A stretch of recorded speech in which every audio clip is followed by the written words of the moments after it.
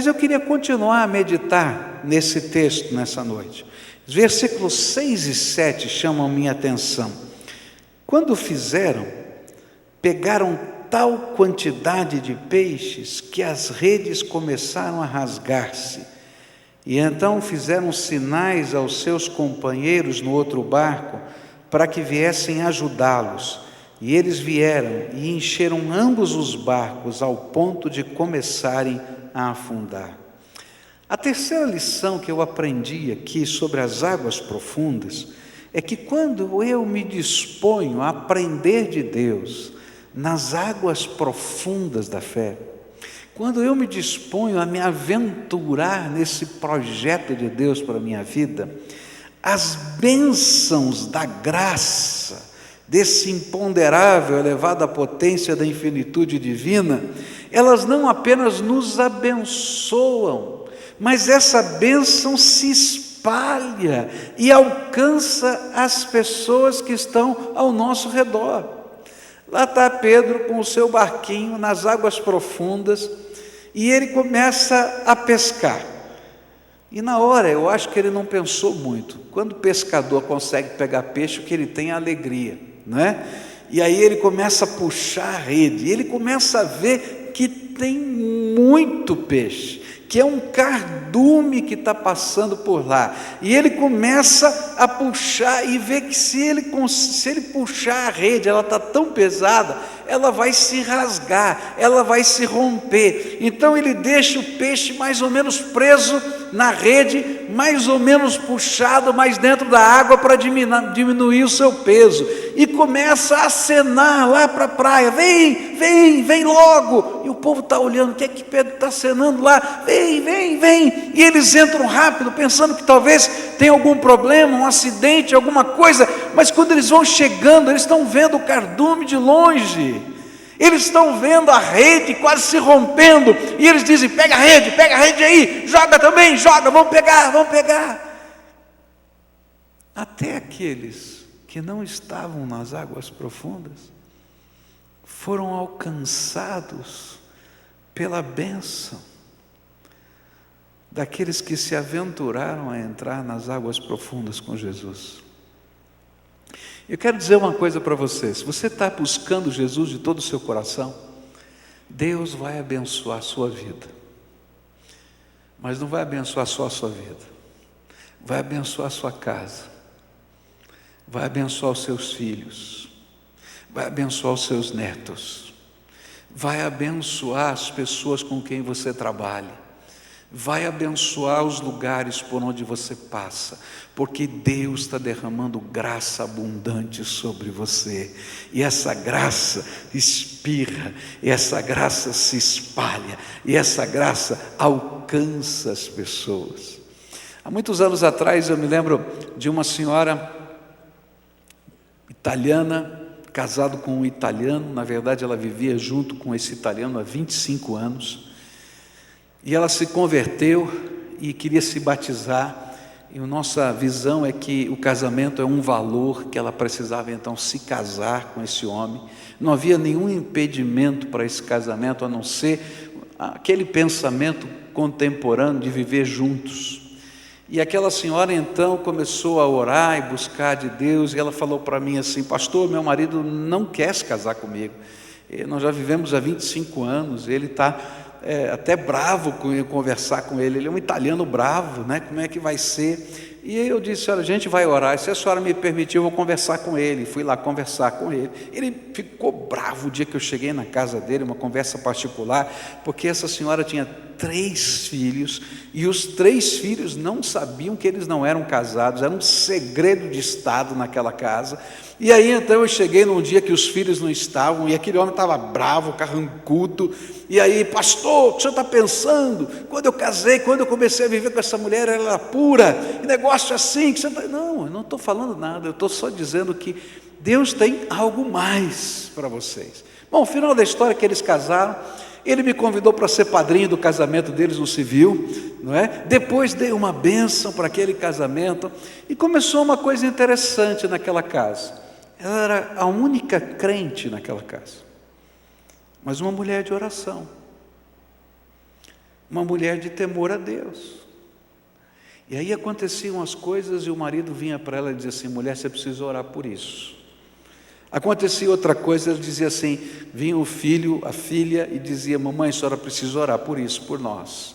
E ela dizia: tudo bem, então vem aqui, se ajoelha comigo e ora comigo, que Deus vai abençoar. E Deus abençoava. Sabe, a bênção de Deus não para na gente. A bênção de Deus não parou na água profunda. A bênção de Deus chegou lá na praia. E pensa nisso, aquilo que era uma experiência só de Simão, se tornou de Tiago, de João, se tornou de outros homens que estavam ali, que faziam parte daquela corporação de pescadores. E estes homens todos se tornaram apóstolos de Jesus, porque Simão teve a coragem de ir às águas profundas.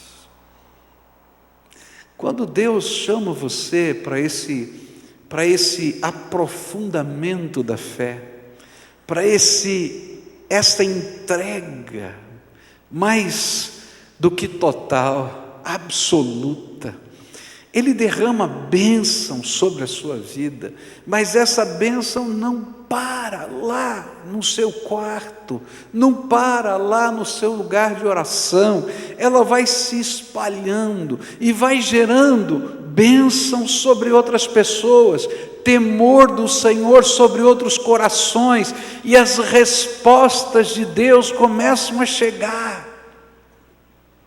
Há uma lição profunda de Deus aqui para mim e para você.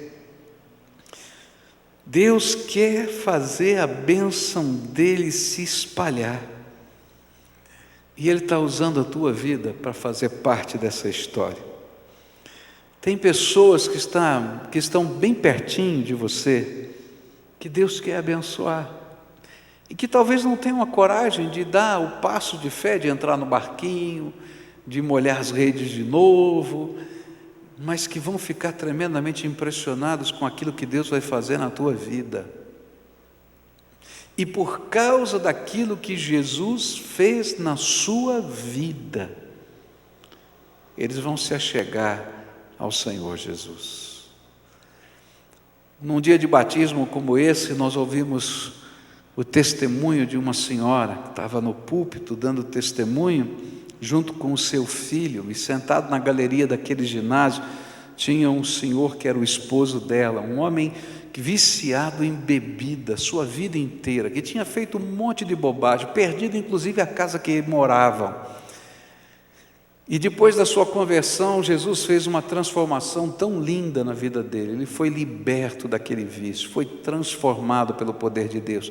E eu dizia: olha, está na hora de batizar. Ele dizia: pastor, eu só posso me batizar quando a minha família acreditar que Jesus transformou a minha vida.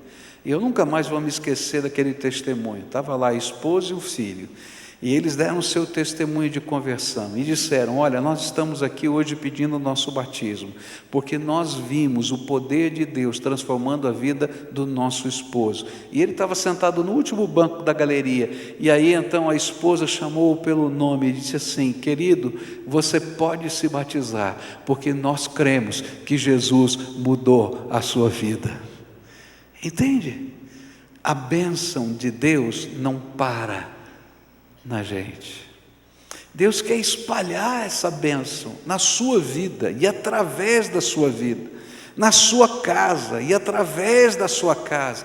Ele quer derramar graça abundante sobre vocês, mas para isso alguém tem que ter a coragem de entrar nas águas profundas do relacionamento com Deus e deixar que as marcas de Jesus gerem no coração das pessoas aquele sentimento de temor do Senhor. Se tem uma coisa que impressiona a gente, é quando a gente pode entender que aquilo que está acontecendo não é uma coincidência, não é um acaso, mas é algo de Deus na nossa vida. E quando, queridos, acontece algo de Deus na nossa vida, que é marcante, que é incontestável, a primeira coisa que vai acontecer no coração das pessoas que estão ao nosso redor é temor do Senhor. Opa, Deus é Deus, Deus é poderoso, Ele está agindo.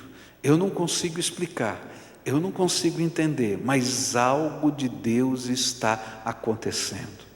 E queridos, Deus quer usar a tua vida para isso, para que às vezes sem palavra, só por causa da presença do Espírito, as pessoas possam olhar para você e dizer: algo de Deus está acontecendo. E a Bíblia diz que o temor do Senhor é o princípio de toda sabedoria. É aquela semente que transforma o nosso coração para dizer: opa, alguma coisa de Deus está acontecendo aqui. Eu não consigo entender, eu não consigo explicar.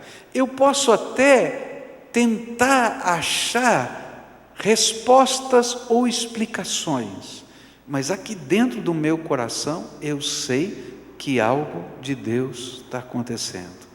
E se você está sentindo isso, é porque Deus está trabalhando no seu coração. Se você está ouvindo essa voz do Espírito dizendo: algo de Deus está acontecendo, é porque Ele está trabalhando em você, e Ele quer fazer algo especial na sua vida.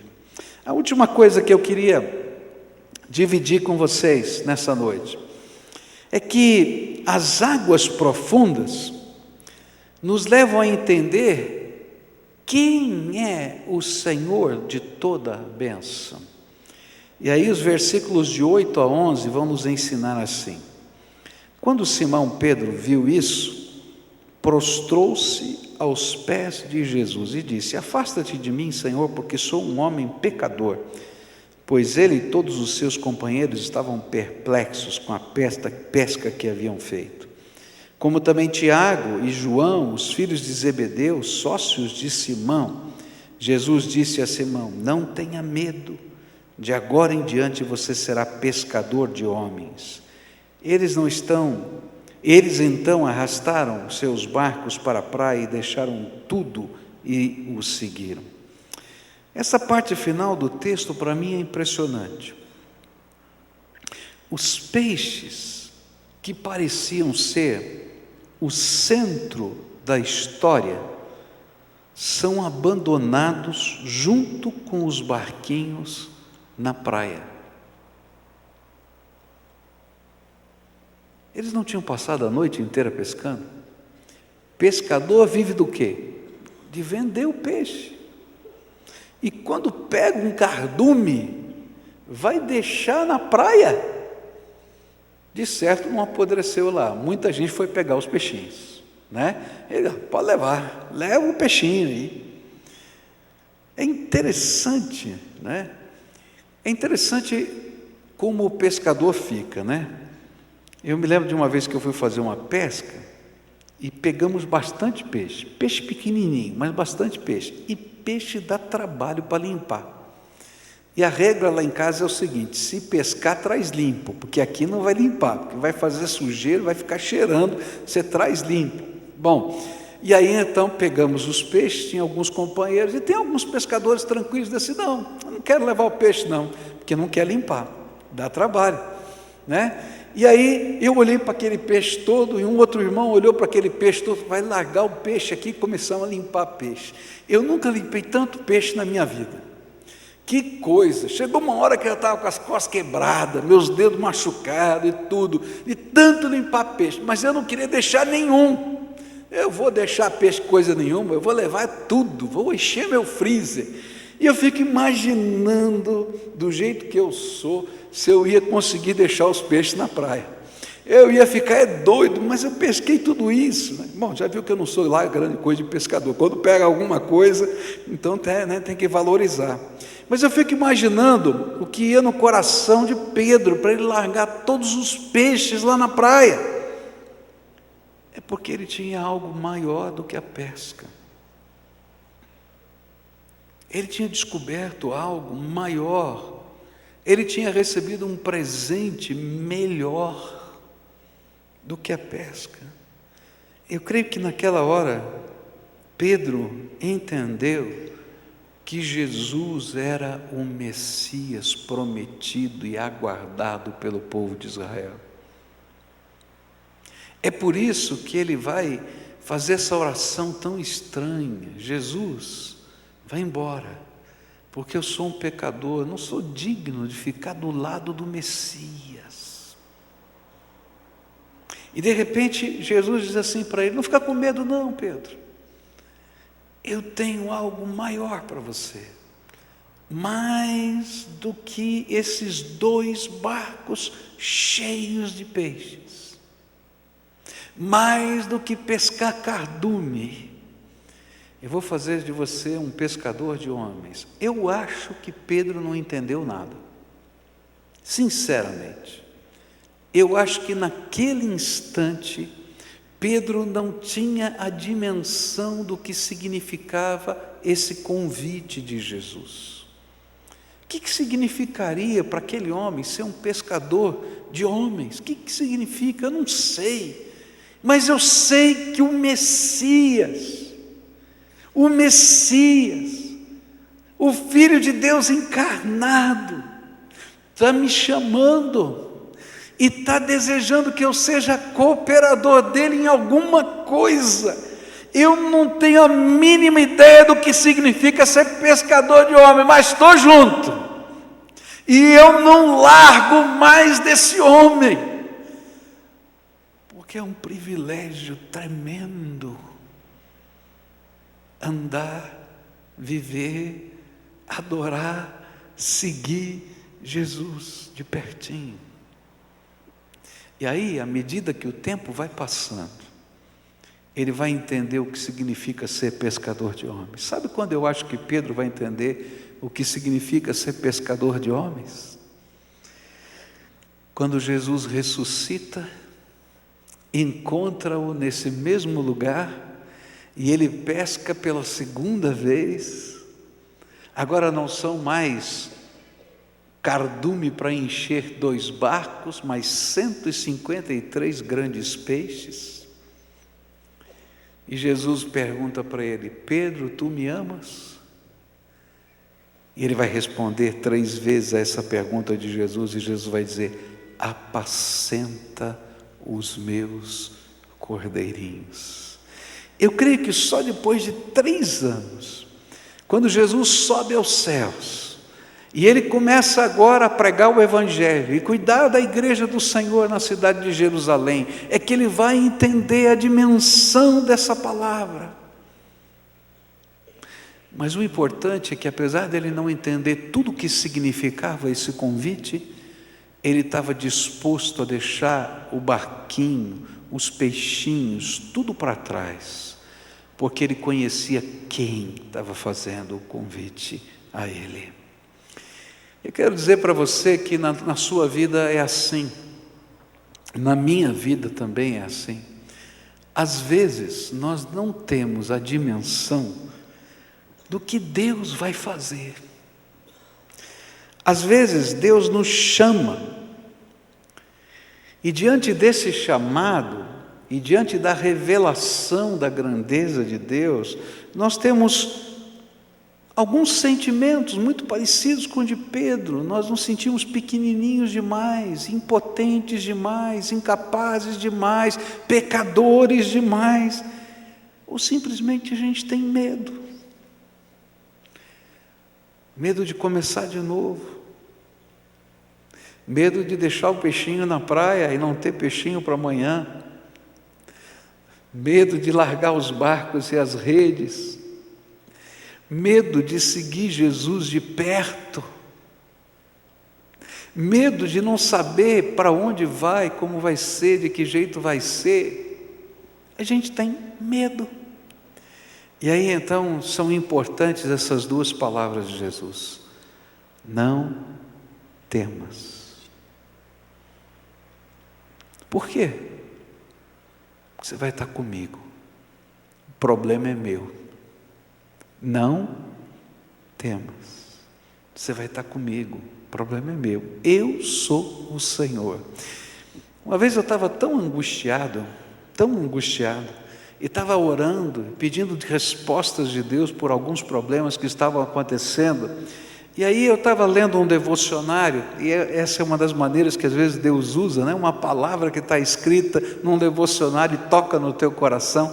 E naquele devocionário dizia assim: não queira ser o cabeça, Jesus é o cabeça, só o siga. E aí eu fiquei pensando, que coisa, eu estou querendo resolver o problema quando não sou eu que resolvo, eu só tenho que seguir Jesus. Então, Senhor, Tu és o cabeça, eu vou Te seguir. Qual é a próxima ordem? Estou aqui. É muito mais simples. Eu posso descarregar o peso que está sobre os meus ombros e confiar na graça do Senhor sobre a minha vida, porque Ele é o Senhor da minha vida. E Ele pode dizer para mim: não temas, você não é o cabeça, você não é o chefe da pescaria. Não, Jesus é o Senhor da tua vida. E sabe qual foi a segunda palavra para ele? Foi: vou te fazer pescador de homens. Eu vou mudar o propósito da tua vida. Eu vou mudar o propósito da tua vida. Sabe, queridos, quando a gente anda pelas águas profundas, a gente vai ouvir chamados de Deus. E esses chamados de Deus vão nos levar a entender que o Senhor vai mudar os propósitos da nossa vida. E a gente vai compreender que a bênção não está naquilo que eu estou buscando ou precisando. A bênção não é o peixe, a bênção não é a cura que você precisa, a bênção não é a resposta financeira que você está buscando, a bênção não é a situação na tua casa, que Ele pode e vai fazer, porque Ele é poderoso para fazer os cardumes chegarem, mas a verdadeira bênção é o Senhor que te convida para mudar de propósito de vida. E é por isso que quando Ele pega todos os peixes, Ele deixa tudo na praia. Ele diz: eu vou seguir Jesus de perto, aonde Ele for, porque eu não vou perder a bênção de ficar perto do Messias, aguardado de Israel, Senhor da nossa vida. Às vezes a gente alcança algumas coisas preciosas e descobre que elas não são as mais preciosas para nós. Já contei isso aqui, mas ela tem um profundo significado para mim. Me permitam repetir isso para vocês. Anos atrás, antes de ser pastor dessa igreja, o curso de teologia não era reconhecido pelo MEC. Até algumas pessoas um dia me questionaram publicamente, aí em 2010, naquela confusão toda, por que eu era doutor em teologia e não tinha o registro não sei o que lá. Porque na época que eu fiz o doutorado em teologia, a teologia não era reconhecida pelo MEC, era um curso livre, não é? Então havia todos esses graus, mas ele não era reconhecido. Depois é que foi. Então convalidei o meu curso, mas não os títulos posteriores. Mas um sonho que eu tinha era ter uma faculdade que valia alguma coisa, né? Porque eu dizia assim: estudei tanto e não tem nada que vale alguma coisa. E aí eu sonhei em fazer um curso de psicologia. Entrei no curso de psicologia por milagre, porque depois de muitos anos sem você estudar e passar no vestibular sem fazer nada, porque eu decidi fazer o vestibular na noite anterior, eu tinha feito a inscrição, tinha desistido, na noite anterior eu fui fazer o vestibular, e aí então voltei para casa de uma viagem e disse: agora eu vou estudar, né? E fiquei estudando até umas 2 da manhã e depois fui. Deus é tão bom que uma das coisas que eu estudei caiu na prova, o cara pegou do mesmo livro que eu tinha estudado. Então Deus é bom, né? Eu sei que foi milagre, né? Entrei, não tinha dinheiro para pagar o curso. Alguém foi lá e disse: vou pagar o custo, pastor, do seu curso, pastor. Pagou as mensalidades para mim. Quando eu tinha estudado 6 meses desse curso, essa igreja me convidou para assumir o ministério. Eu orei e Deus falou, não é? Vai, está na hora. E eu tinha feito um pacto com Deus, que se um dia Deus me pedisse aquele curso, eu estaria disposto a entregar. Só que eu não acreditei que Deus ia pedir tão rápido, 6 meses, não é? E assim aconteceu. E eu me lembro do dia que eu entreguei, assinei a minha carta lá de desistência do curso, né? E ainda a pessoa foi muito firme, falou: sabe o que significa isso? Falei: não, o que é que significa? Eu vou naquela gaveta, pego a sua ficha, e para nós você nunca existiu, você nunca entrou aqui dentro. Eu entendi, mas eu não me arrependo. Eu não me arrependo, sabe por quê? Porque a bênção não é uma resposta de uma oração, nem um milagre que possa acontecer na nossa vida, nem um sonho que você alcança. A bênção é aquele que ouve a sua oração, que caminha contigo, que ministra na tua vida, que é a resposta todo tempo, todo dia, por toda a história. Ele é a resposta, e é isso que nos basta. E então Pedro olha lá o barquinho, os 2 barquinhos, as redes, os peixes, e vai embora. Eu não sei o que a mulher de Pedro falou. Às vezes eu fico perguntando, por que não está na Bíblia, né? Porque eu acho que seria talvez um questionamento. Homem, o que você vai fazer? Vai largar tudo esse peixe aí? Para pensar. Mas naquela hora não dava para ouvir mais ninguém, a não ser a voz do Espírito Santo no coração da gente. E o que eu queria dizer para você nessa noite é que vá para as águas profundas do relacionamento com Deus, porque ali, quando a gente está lá, a bênção não fica só para a gente, a bênção se espalha ao redor da gente. E quando você estiver nas águas profundas, você vai entender algo tremendo. Quem é o teu Senhor? A suficiência dEle, o poder dEle, e que não existe bênção maior, nem bênção melhor do que a presença do Todo-Poderoso na nossa vida. Agora, se a gente fica só na beira, ou se a gente só leva o barquinho um pouquinho ali para Jesus fazer uma mensagem, mas se a gente não se aventura a entrar nas águas profundas, a andar com Jesus, a ouvir a voz dEle, a sentir a sua presença, a largar tudo para servi-lo, a gente não vai desfrutar do mais abundantemente além que o Senhor tem para as nossas vidas. Nessa noite eu queria terminar orando com você, e orando para que o mais abundante das águas profundas com Deus possa estar sobre a sua vida. O mais abundante da graça de Deus esteja sobre você. E se você está preocupado com os peixes, não dá bola para eles não, porque eles não valem nada, querido.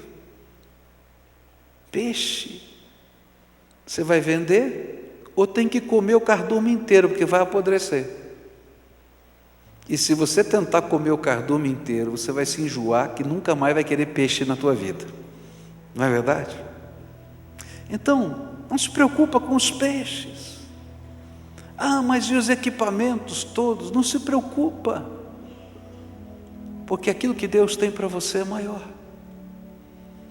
Talvez você seja uma daquelas pessoas que Deus está falando há muito tempo para você se aventurar na obra ministerial.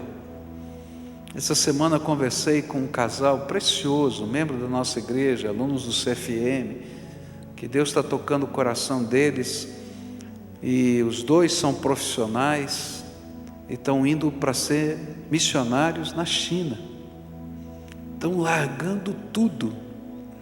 E aí conversei com eles e falei assim: vocês estão entendendo? Você vai largar o teu emprego, não tem sustento garantido. Vocês vão fazer um curso de 6 meses no Rio de Janeiro, vão morar num quarto, porque vocês não vão ter casa lá durante 6 meses. E quando terminar o curso, não sei se você vai poder ser mandado, porque não sei se você vai ter visto, não sei se você vai ter dinheiro para se sustentar. Você está entendendo bem? Estamos entendendo perfeitamente. Mas nós sabemos o que Deus falou conosco, que agora é a hora. E estão indo. Eles são como Pedro. De que vale o peixe? De que vale o barco? Eu descobri algo maior. Que Jesus tem um novo propósito para mim. E quando a gente descobre esse algo maior, ninguém segura a gente não. E sabe, eu tenho certeza que como Pedro, esse casal também não tem a mínima dimensão do que vai acontecer. Como eu não tinha, quando Deus chamou-me para o ministério com 12 anos, eu estava morrendo de medo. E eu falei, quando eu crescer, o Senhor fala comigo. Ele falou, não. Antes que você fosse gerado no ventre da sua mãe, eu já te escolhi e te separei. Você vai falar o que eu te mandar falar. Você vai para onde eu te mandar ir. Porque eu te constituí como profeta, vem? Cada um tem a sua história, você tem a sua. Ela não é maior nem menor do que a de ninguém, ela é sua. Mas quando você ouvir a voz do Espírito, quando você ouvir a voz do Espírito, quando você entender quem é o Senhor da tua vida, não se preocupa com o peixe, com o barquinho, com a rede. Coloca os teus olhos em Jesus e segue Jesus. Essa foi uma lição tão importante para Pedro, que até quando ele não estava preparado, ele tentou seguir Jesus. Quando Jesus foi preso, a Bíblia diz que Pedro seguiu Jesus de longe. Ele não teve coragem de seguir de perto, mas ele não queria perder Jesus de vista. E é por isso que mesmo tendo negado 3 vezes Jesus naquela noite, naquele momento que o galo cantou, o olhar de Jesus se encontrou com o olhar de Pedro. E naquele instante, sem palavras, ele foi tocado ao arrependimento. E ele caiu na presença do Senhor outra vez. Se você é alguém que está tentando seguir Jesus de longe, eu quero dizer, não funciona. Porque o olhar de Jesus vai te encontrar onde você estiver, filho. E se você já descobriu que Ele é o Senhor, quando o olhar de Jesus se encontrar com o teu, você vai entender que o Senhor está dizendo, estou te esperando, volta para mim. Porque a obra não terminou, eu ainda não te fiz o pescador de homens que eu quero que você seja. Vamos orar a Deus, fica de pé, vamos orar ao Senhor agora. Quero orar por você. O que é que o Espírito Santo de Deus falou com você nessa noite? Sabe o que eu creio? É que toda vez que a gente ouve a palavra de Deus, Deus fala alguma coisa conosco. Alguma coisa Deus falou com você. Pode parecer às vezes que esse culto não tinha nada que ver com você, mas às vezes uma palavra, uma expressão, um pensamento, uma ilustração foi suficiente para Deus tocar o teu coração. Não é verdade isso? Então responde àquilo que o Espírito Santo falou com você. Eu não sei o que é, mas responde. O que é que o Espírito falou para você? Então agora é a tua hora de responder.